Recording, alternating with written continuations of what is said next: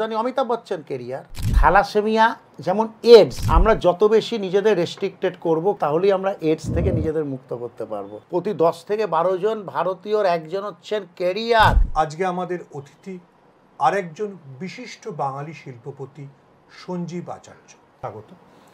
নমস্কার। আমরা বাঙালি সম্পর্কে একটা অপবাদ যে বাঙালি ব্যবসা করতে পারে না, তো এই যে বাঙালি ব্যবসা করতে পারে না এই যে অপবাদ, এটাকে তো আপনি একদম ভেঙে চুরমার করে দিয়েছেন। আপনার এই জার্নিটা এটা যদি বলেন যে কিভাবে ব্যবসা শুরু করেন। দেখুন, বাঙালি ব্যবসা করতে পারে না, ব্যাপারটা কি হয় না, বাঙালি একটু তো কনজারভেটিভ একটু শোনে। আলটিমেট দেয়ালে পিঠটা ঠেকতে হবে সব দিক থেকে। দেয়ালে পিঠটা ঠেকলেই আপনাকে এগোতে হবে। যখন আপনি দেখবেন আর পেছনে কিছু নেই, ফাঁকা, কিন্তু আমাকে দাঁড়াতে হবে।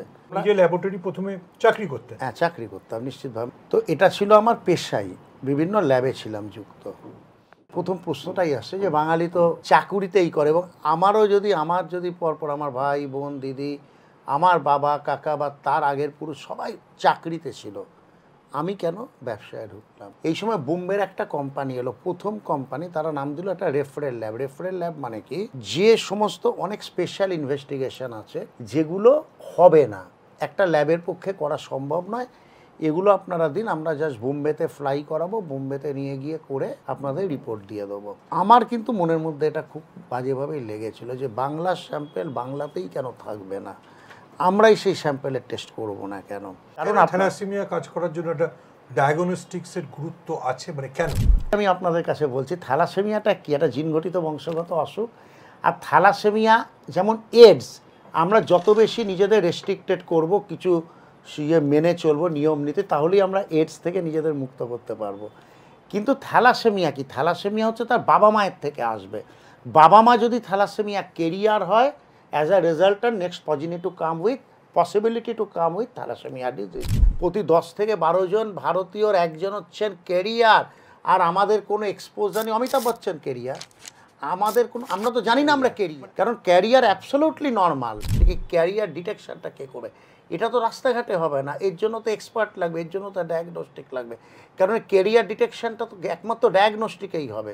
সেরাম এইটাই বলছে, আমরা কিন্তু জাস্ট যেটা বাজারে মানে সেরাম এই 800 টাকার টেস্টটা যাদের মানে থ্যালাসেমিয়া প্রিভেনশনের জন্য কত টাকা? 100 টাকায় 100 রুপিস, যেখানে আমাদের ভর্তুকি আছে অ্যানাদার প্রায় 200 টাকার কাছাকাছি। আচ্ছা, এটা আপনার 100 টাকায় সমাজের জন্য, এবং এটা করেও যাচ্ছি প্রতিদিন।